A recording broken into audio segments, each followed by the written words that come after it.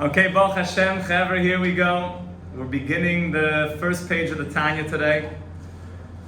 Like we explained, the Tanya is a guidebook to the spiritual anatomy of our souls, how to live a life of moving towards the world to come, not getting distracted in the craziness and the anarchy of the madness of the world, and to stay sane. Essentially to hold on to sanity and to have identity with our true self.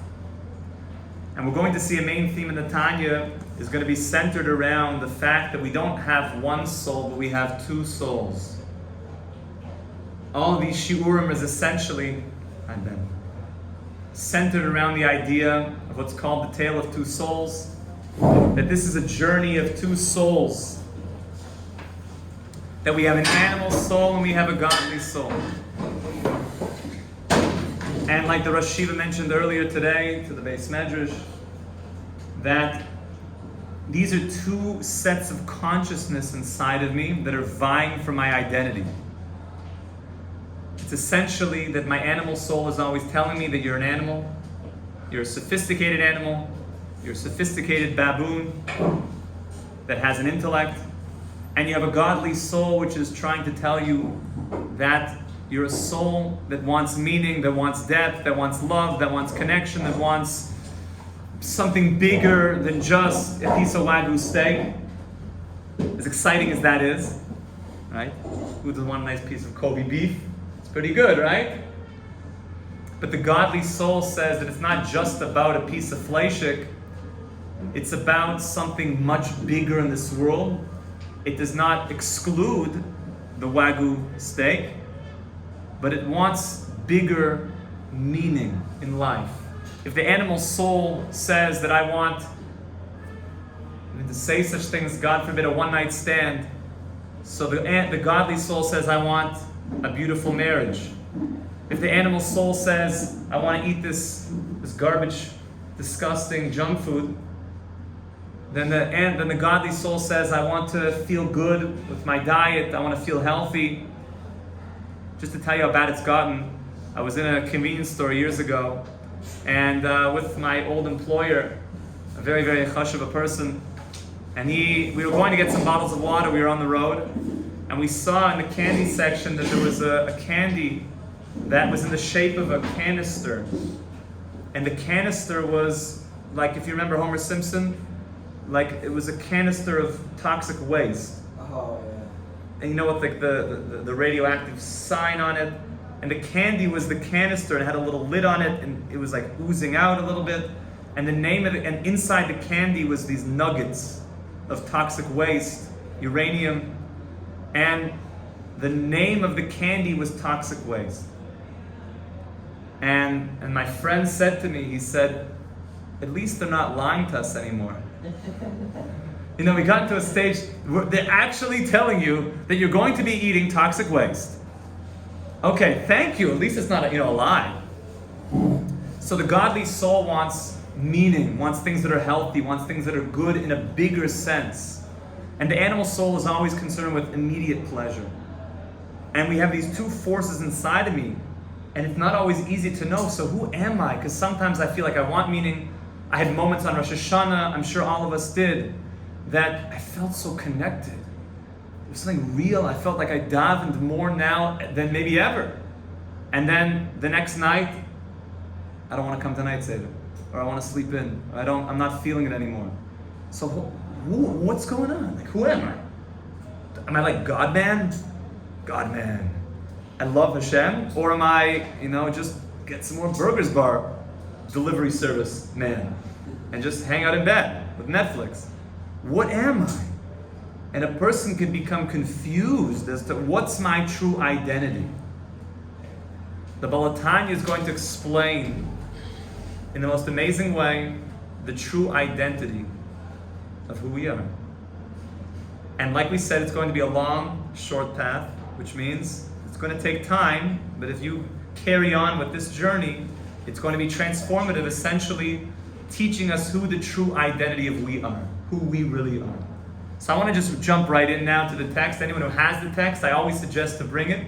Also for our chevra around the world, whoever has the text, please get your Tanya, your local Orthodox Tanya. They're all the same.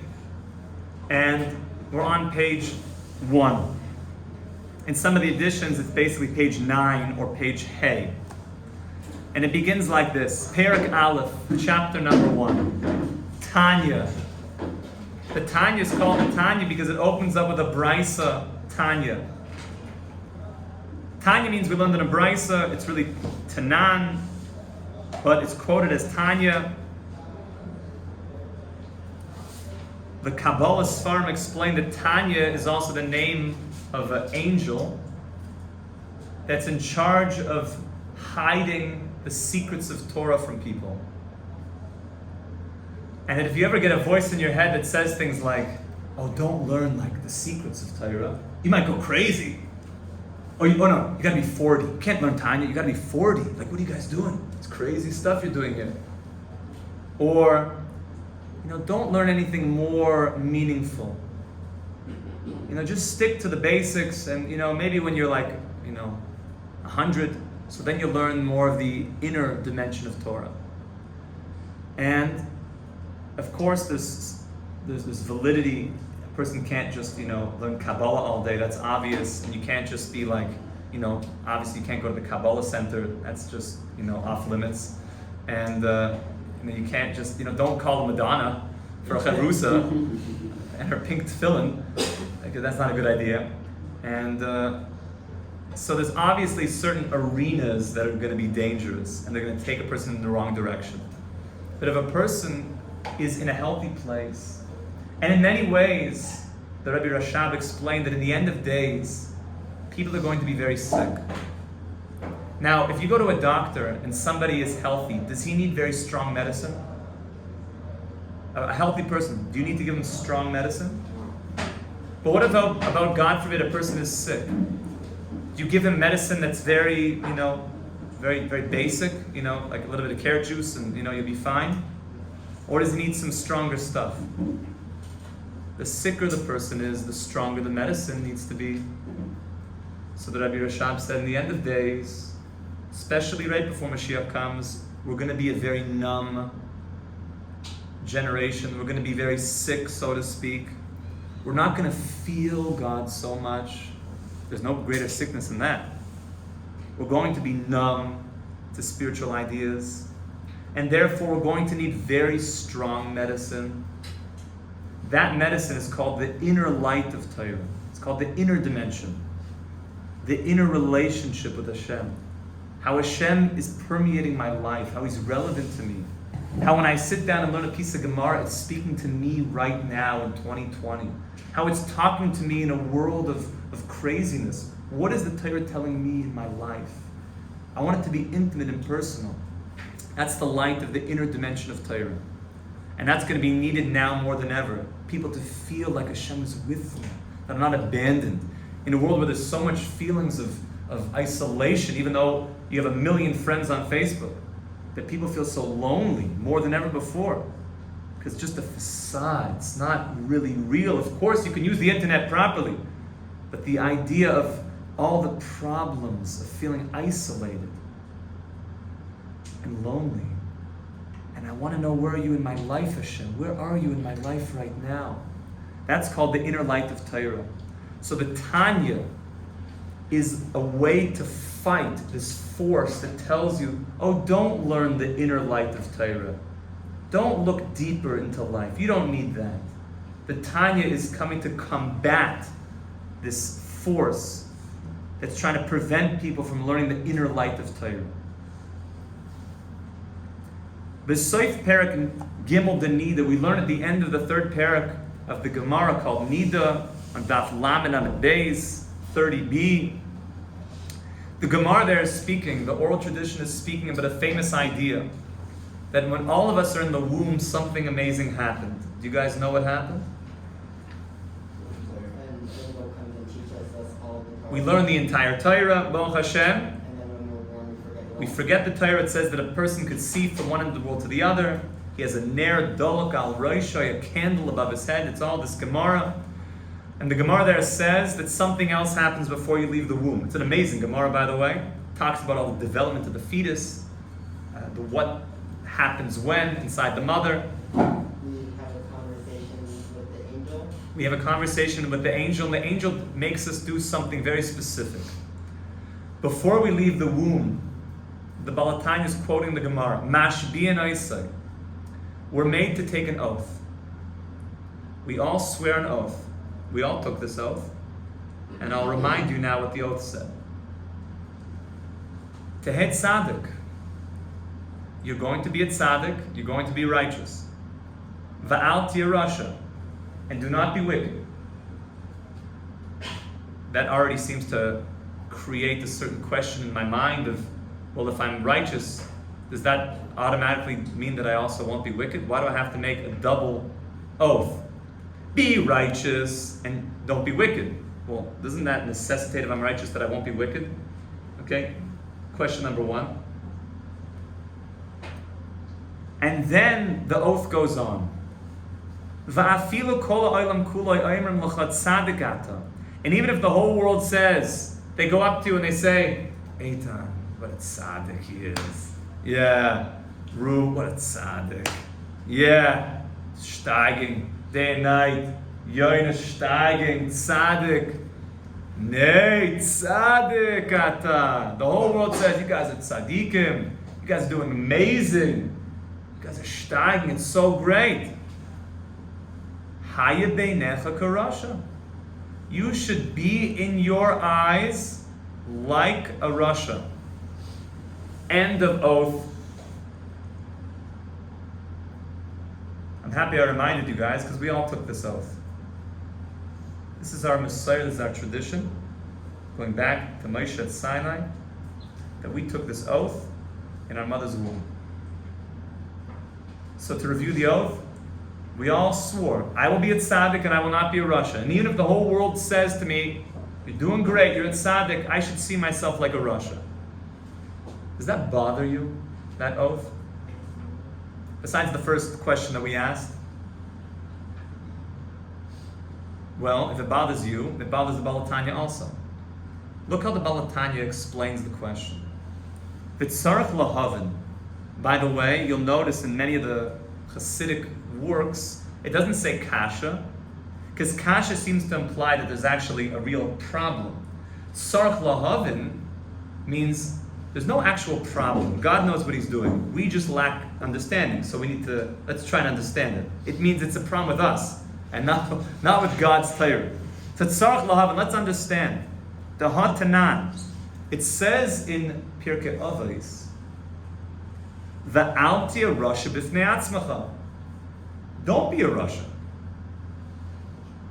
So wait a second. We have a problem in text. The Gemara in Eade says, and even if the whole world tells you that you're a tzaddik, what should you see yourself as? A rasha. And then in Pirkei Avos it says what?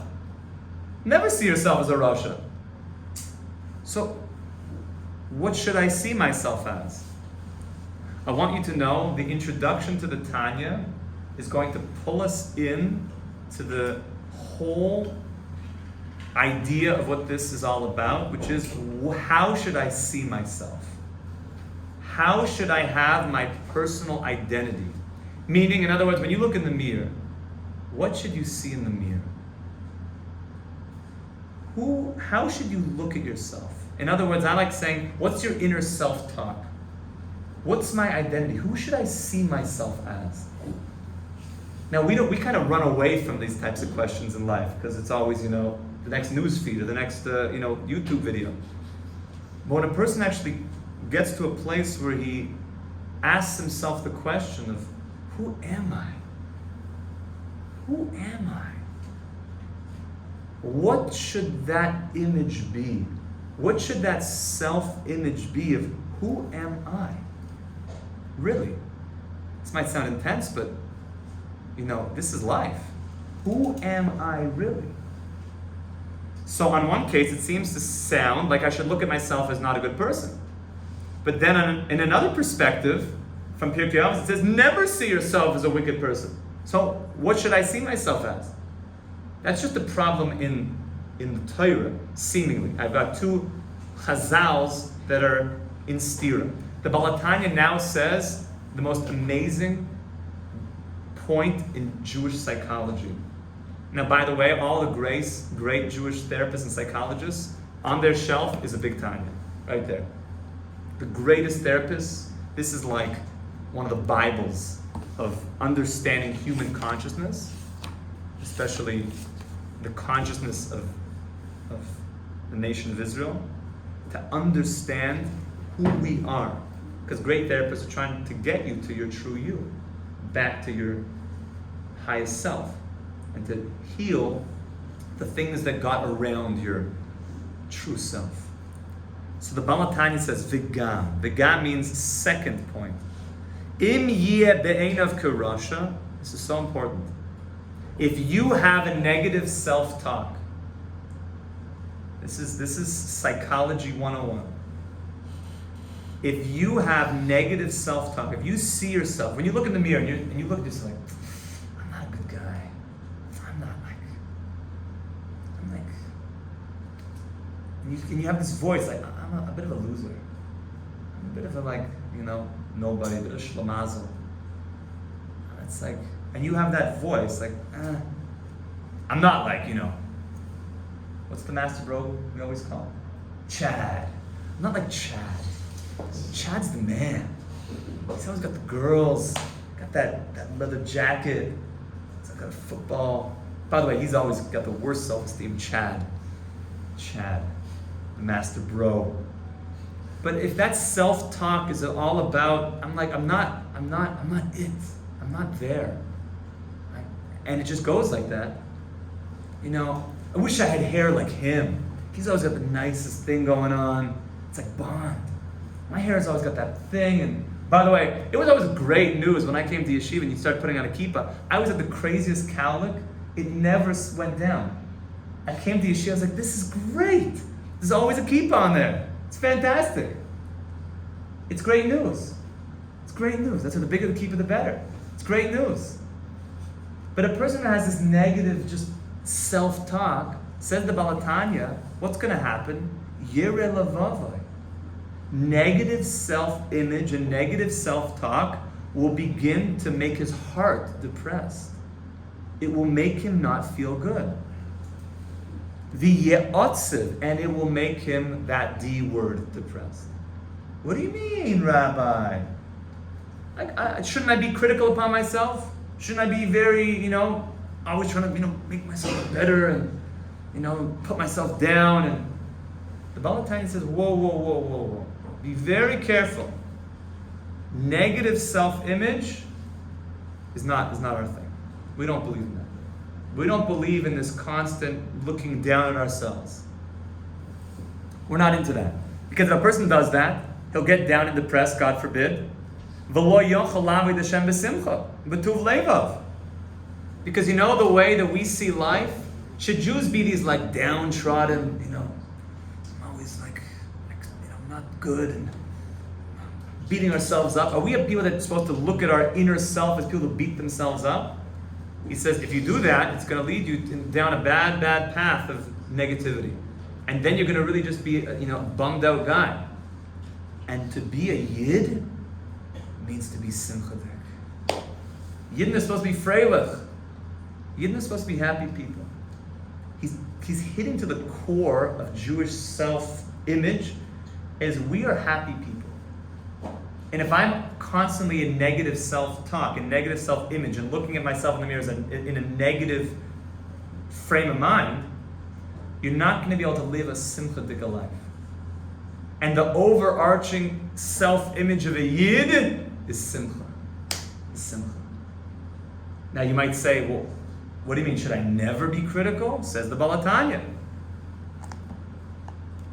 Ve'im lo yira levavo klal. If I never have any criticalness, meaning to say, I'm like the happy-go-lucky. The guy's like, bro, I think that was like lashon hara. Nah, what is nothing? I think like you really hurt her feelings. She does it. Come on, Chad, yeah. She deserved it. She likes it. No, bro, that wasn't cool. Nah, it's good. I'm the man. It's all fine. So if a guy never has any criticalness, is that also good? Says the Rebbe. He could come to be very lightheaded. So wait a second. The Tanya just left us in a cliffhanger. What is my self-image? He said, well, really, I shouldn't have negative self-image. Because one, I have a chazal that goes against that says that a Jew should never look at themselves in a negative way. And furthermore, I have a psychological reality that if I look at myself in a negative way, that's going to lead me to being depressed. And that's not the way of a Yid. A Yid is a freilich, is happy. But at the same time, I can't be totally aloof and think like everything is fine, because then that could lead the person to just being, out of reality. So what's the sweet spot? What's this sweet spot? You know what the sweet spot is? The sweet spot is the journey that the Baal Tanya is going to take us on. He's going to take us on this, he's going to hold us by our hand. He's going to take us on a journey literally into you. It's pretty wild. He's going to walk you. They have like these exhibits, like these museum things, like the human body, like walk through the heart and stuff like that. He's going to take us.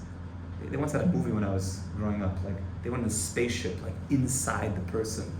And they were like doing all sorts of things in there. Magic School Bus, is that it? Oh yeah? So, it's like a past lifetime. The Baal Tanya is going to take us in this magic school bus. He's going to take us all the way into me. And he's going to show you you. And once he does that, you're going to know who you are, and you're going to be able to live in this world in a totally different, empowered way, with true self-identity. Looking forward to going on the magical school bus together, Rabbi. Yesh Kol tov.